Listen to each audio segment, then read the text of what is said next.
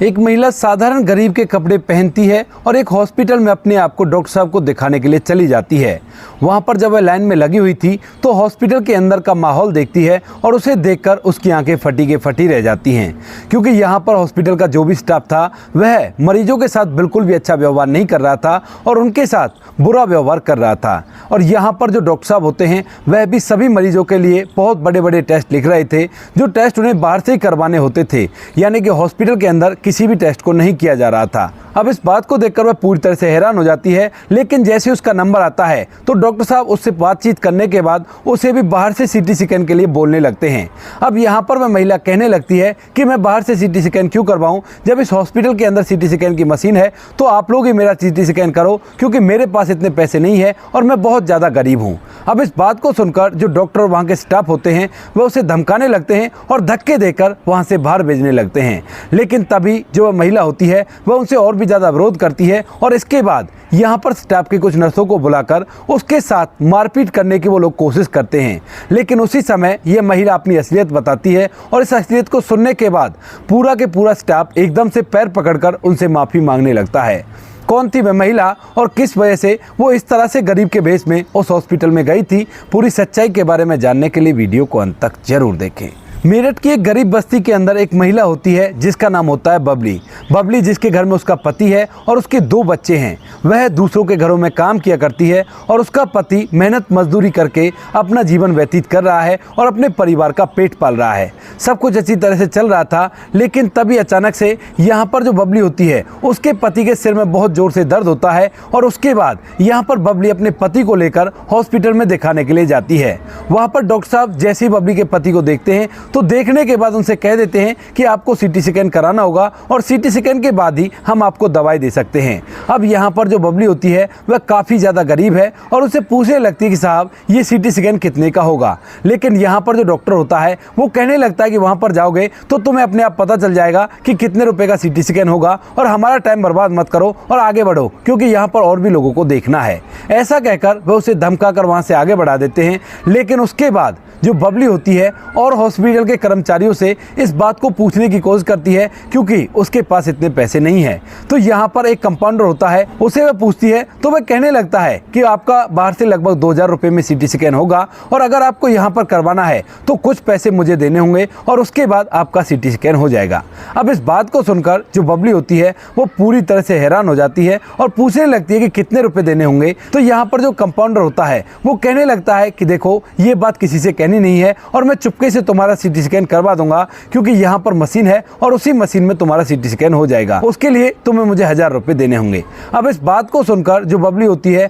वो थोड़ी देर तक सोचती है और सोचने के बाद कहती है कि ठीक है, मैं 1000 रुपयों का इंतजाम कर लेती हूँ और उसके बाद मैं आपसे कॉन्टैक्ट कर लूँगी, क्योंकि बाहर तो लगभग 2000 रुपये में होगा और यहाँ कम से कम 1000 में हो जाएगा तो बड़ा ही अच्छा रहेगा, क्योंकि हमारे पास ज़्यादा पैसे नहीं है। दोनों की बातें तय हो जाती हैं और उसके बाद जो बबली होती है वह अपने घर चली जाती है और पैसों का इंतजाम करने लगती है। अब बबली वहां पर जाती है जहां पर वह काम किया करती थी और वहां पर अपने मालिक से 1000 रुपये मांगने लगती है। लेकिन यहां पर बबली का जो मालिक होता है वह उससे मना कर देता है, कहता है कि तुमने पिछले महीने भी 3000 रुपये फालतू ले रखे हैं, तो मैं तुम्हें अब 1000 रुपये नहीं देने वाला। अब काम करो, जब तुम्हारा काम हो जाएगा तो उसके बाद मैं तुम्हें महीने की सैलरी दूंगा। इस बात को सुनकर बबली चुप हो जाती है, क्योंकि उसने पैसे ले रखे थे और इसके बाद वह अपने लिए इधर उधर और काम ढूंढने लगती है और सोचती है कि कोई दूसरे काम पे जाऊंगी और वहां पर स्टार्टिंग में ही थोड़ा सा पैसा एडवांस ले लूंगी और उससे मेरे पति का सीटी स्कैन हो जाएगा और उसकी बीमारी का इलाज होने लगेगा। यही सोचकर जो बबली होती है अपने लिए काम ढूंढती है और ढूंढते ढूंढते उसे काम मिल भी जाता है। दरअसल इस शहर की एक पोस्ट कॉलोनी के अंदर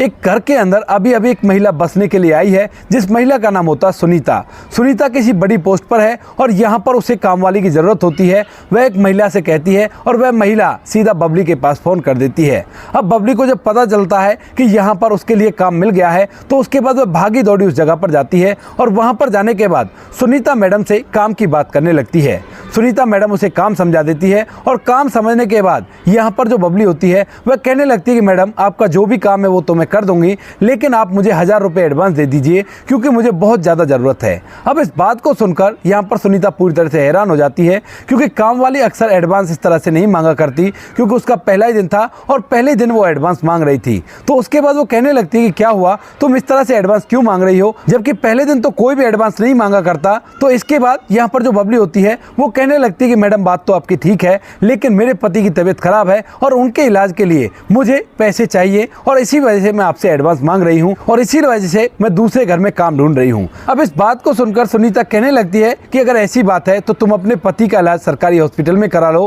क्योंकि वहाँ पर दवाइयाँ भी फ्री मिला करती हैं और टेस्ट भी फ्री में हो जाया करते हैं, तो तुम्हें पैसों की तो जरूरत ही नहीं होगी। अब इस बात को सुनकर जो बबली होती है वो कहने लगती है कि मैडम कैसा सरकारी हॉस्पिटल, वो कहने कोई सरकारी है, वहाँ पर केवल डॉक्टर के पैसे नहीं दिए जाते, बाकी सभी चीज़ों के लिए उतने पैसे दिए जाते हैं। डॉक्टर साहब जो दवाइयाँ लिखा करते हैं वो बाहर से लानी पड़ती हैं और अगर कोई टेस्ट होना होता है तो वो भी बाहर से हुआ करता है और उसके लिए तो पैसे चाहिए होते हैं। मैं गई थी सरकारी हॉस्पिटल में, लेकिन वहाँ पर मेरे साथ ये हो गया था। अब इस बात को सुनने के बाद जो सुनीता होती है उसे बड़ी हैरानी होती है, क्योंकि वह वहीं पर सरकारी हॉस्पिटल में सीएमओ की पोस्ट पर आई है और अभी अभी उसका यहाँ पर तबादला हुआ है और यहाँ पर आने के बाद वह अपने घर को सेट ही कर रही थी, लेकिन उससे पहले उसे हॉस्पिटल की इतनी बड़ी शिकायत मिल गई थी जिस पर काम करना जरूरी था, क्योंकि सुनीता बेहद ही ईमानदार अफसर है और वह ईमानदारी के साथ काम किया करती है और सभी सुविधाओं को जन जन तक पहुँचाने पर विश्वास किया करती है। इस बात को सुनकर उसके पैरों तले से जमीन खिसक जाती है और वह कहने लगती है कि कोई बात नहीं, अगर ऐसी बात है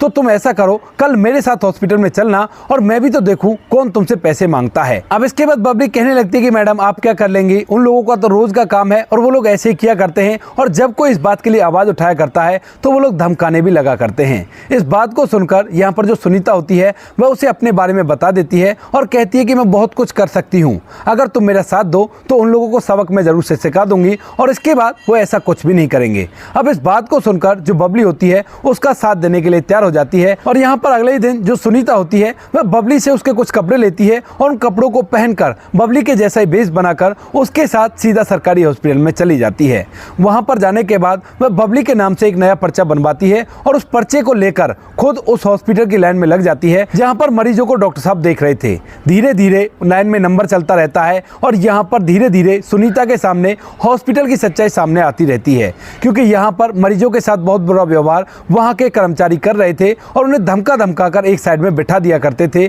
जब भी कोई किसी बात के लिए कहा करता। यहाँ पर जो मरीज होते हैं वो काफ़ी ज़्यादा मजबूर होते हैं, क्योंकि उनके पास ना तो पैसा है और उनकी बीमारी का इलाज कराने के लिए यही उनके पास एक आखिरी उम्मीद है। तो इसी वजह से वो चुपचाप बैठ जाया करते हैं। एक दो बंदे अगर कोई विरोध किया करते तो उन लोगों को धक्के देकर वहाँ से बाहर निकाल दिया जाया करता। धीरे धीरे यहाँ पर सुनीता का नंबर भी आ जाता है और जैसे ही उसका नंबर आता है वह डॉक्टर साहब के पास पहुँचती है तो डॉक्टर साहब लोगों के बहुत बड़े बड़े चेकअप लिख रहे थे जिनकी उन बीमारियों में खासकर कोई ज़रूरत भी नहीं होती, क्योंकि सुनीता ने भी MBBS कर रखी है और वह जब मरीज के कहने के अनुसार उसके लक्षणों को देखा करती है तो उसे पता चल जाता है कि इसका इलाज क्या होना है। लेकिन फिर भी जो डॉक्टर होते हैं वो बहुत बड़े बड़े टेस्ट बाहर के लिए लिख दिया करते हैं। अब लोग मजबूर होते हैं और मजबूरी के कारण उस पर्ची को लेकर वहाँ से बाहर निकल जाते हैं। थोड़ी देर में सुनीता का नंबर आता है और वह अपनी बीमारी के बारे में डॉक्टर साहब को बताती है। अब डॉक्टर साहब उसकी बीमारी को सुनने के बाद कह देता है कि हाँ तुम्हारी बीमारी का इलाज हो जाएगा, लेकिन उससे पहले तुम्हें इसका CT स्कैन कराना होगा, क्योंकि सुनीता ने जानबूझकर इस तरह के लक्षण बताए थे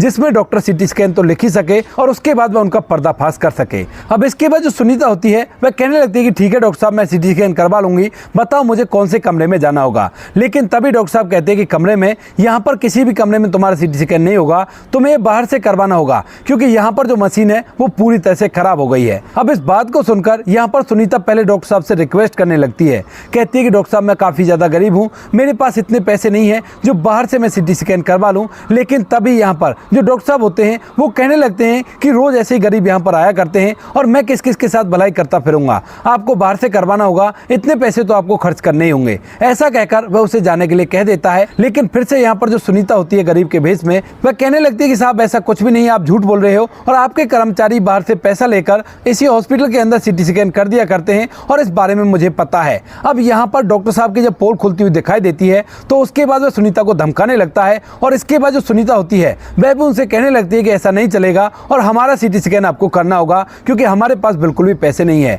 लेकिन तभी जब बात बिगड़ बिगड़ती हुई दिखाई देती है और लोगों तक ये बात पहुंचती है। तो उसके बाद यहाँ पर जो डॉक्टर होता है वह स्टाफ को बुला लेता है और स्टाफ आकर उससे बदतमीजी करने लगता है। अब यहाँ पर सुनीता उनसे भी अपने हक की लड़ाई करने लगती है, लेकिन तभी कुछ लेडी स्टाफ आकर उससे मारपीट करने की कोशिश करता है। उसी दौरान जो सुनीता होती है वह एकदम से उनको चुप होने के लिए कहती है और अपने पास से अपना आई कार्ड निकालकर उनके सामने लहरा देती है। अब जैसे ही यहाँ पर वो सभी लोग उसका आई कार्ड देखते हैं तो एकदम से सुनीता की असलियत उनके सामने आ जाती है और उन लोगों के पैरों तले से जमीन खिसक जाती है। आई कार्ड देखने के बाद जो डॉक्टर और स्टाफ अब तक उसको काफी ज्यादा बेइज्जत कर रहे थे वह एकदम से उनके सामने हाथ जोड़ लेते हैं और कहने लगते हैं कि मैडम हमें माफ कर दो, हमसे बहुत बड़ी गलती हो गई। इधर यहाँ पर जो और मरीज थे उन्हें कुछ भी नहीं पता कि ये किस लिए इससे माफी मांग रहे हैं और वह इस बात को हैरानी भरी दृष्टि से देखने लगते हैं। लेकिन तभी यहाँ पर जो सुनीता होती है वह उनको धमकाने लगती है और धमकाते हुए उनकी सारी पोल उनके सामने खोल देती है। इधर जो बबली होती है वह उसको अपने पास बुलाती है और पूछने लगती है कि कौन सा स्टाफ था जिसने तुमसे 1000 रुपए मांगे थे और सिटी स्कैन करने का वादा किया था। तो यहाँ पर जो बबली होती है वह उस कंपाउंडर की तरफ इशारा कर देती है और इसके बाद जो सुनीता होती है उसे धमकाने लगती है और कहती है कि अब तो तुम्हारी नौकरी गई, मैं तुम्हारी नौकरी को बिल्कुल से खा जाऊंगी और तुम्हें भी पता चलेगा कि गरीब का हक मानना कैसा होता है। इसके बाद जो कंपाउंडर होता है एकदम से हाथ जोड़ता है और अपने घुटनों पर बैठकर कहने लगता है कि मैडम इसमें मेरी कोई भी गलती नहीं है, यहाँ पर जो कुछ भी मैं किया करता हूँ वो डॉक्टर साहब के कहे अनुसार किया करता हूँ और इसमें से डॉक्टर साहब का हिस्सा भी जाया करता है और ऊपर से नीचे तक सभी को पैसा मिला करता है। अब इस बात को देखकर सुनीता का और भी ज्यादा दिमाग खराब हो जाता है और उसके बाद जो सुनीता होती है यहाँ पर इन सभी के खिलाफ उचित कार्रवाई करती है। यहाँ पर जितने भी मरीज थे जब वह सुनीता को देखते हैं कि ये बहुत बड़ी अधिकारी है और इसने इन सभी के खिलाफ उचित कार्रवाई कर दी है तो उसके बाद वो लोग उसकी वाहवाही करने लगते हैं, क्योंकि यहाँ पर सुनीता के पास कैमरे की रिकॉर्डिंग थी, क्योंकि इस हॉस्पिटल के अंदर कैमरे लगे हुए थे, साथ में पूरे के पूरे प्रूफ थे। तो इसी वजह से उन्होंने वहीं पर पुलिस बुलाई और जो जो लोग भी इस चीज में शामिल थे उन सभी को गाड़ी में बिठा दिया और फौरन से इन सब पर कार्रवाई की। यहाँ पर लोग उसकी वाहवाही करने लगते हैं और इसके बाद जो सुनीता होती है वो अपने हिसाब से उस हॉस्पिटल के लिए स्टाफ चयन करती है और जब ये खबर चारों तरफ फैलती है तो उसके साथ साथ और कई सरकारी हॉस्पिटल में ऐसा कुछ होना बंद हो जाता है, क्योंकि सभी को लगने लगता है कहीं ऐसा ना हो कि उस हॉस्पिटल की तरह इस हॉस्पिटल में भी कोई ना कोई अधिकारी आ जाए और उसके बाद हमारी नौकरी खतरे में पड़ जाए। तो इसीलिए वो लोग भी ये चीज़ करना बंद कर देते हैं और यहाँ पर तो पूरा के पूरा स्टाफ अब अच्छी तरह से मरीजों की देखरेख किया करता है, उनके साथ अच्छा व्यवहार किया करता है और किसी भी मरीज को कैसी भी कोई परेशानी नहीं हुआ करती। गरीब लोगों का अब अच्छी तरह से इलाज हुआ करता है और वो लोग बड़ी ही दुआ देते हैं सुनीता को और सुनीता अपने उस घर में रहकर वहाँ पर अच्छी तरह से अपने काम को करने लगती है। बबली उसके यहाँ पर काम करने के लिए आती है और अब उसके पति का जो सिटी स्कैन था वो उसी हॉस्पिटल के अंदर हो गया था, वो भी बिना पैसों के, और उसका अच्छे से इलाज हॉस्पिटल के अंदर ही हो गया था। ना तो डॉक्टरों ने ये कहा था कि दवाइयाँ बाहर से मिलेंगी और ना ही किसी टेस्ट के लिए ये कहा था कि ये टेस्ट बाहर से आपको करवाना होगा। हॉस्पिटल सुचारू रूप से आज तक भी चल रहा है और कोई भी कैसी भी दिक्कत नहीं है। तो दोस्तों ये थी कहानी एक मैडम की, जिन मैडम ने अच्छी तरह से व्यवस्था को संभाला और अपने कर्तव्य का पालन करते हुए लोगों की मदद की। आप क्या कहना चाहते हो सुनीता के बारे में, आप क्या कहना चाहते हो बबली के बारे में, आपकी जो भी राय कमेंट सेक्शन में लिख सकते हो, लोगों के साथ शेयर कर सकते हो। वीडियो अगर अच्छी लगी हो तो वीडियो को लाइक और चैनल को सब्सक्राइब जरूर करें ताकि हमें थोड़ा सा हौसला मिल सके आप लोगों के लिए ऐसे अच्छे वीडियो बनाने के लिए। इन कहानियों को सुनाने का उद्देश्य किसी को परेशान करना बिल्कुल भी नहीं है। ये कहानी आपको इसलिए सुनाई जाती है ताकि आप लोग इन कहानियों में से कुछ ना कुछ सीख सको और अपने जीवन में उस चीज़ को अप्लाई कर सको। मिलते हैं किसी नेक्स्ट वीडियो नए टॉपिक के साथ, तब तक के लिए जय हिंद, जय भारत, जय हिंदुस्तान।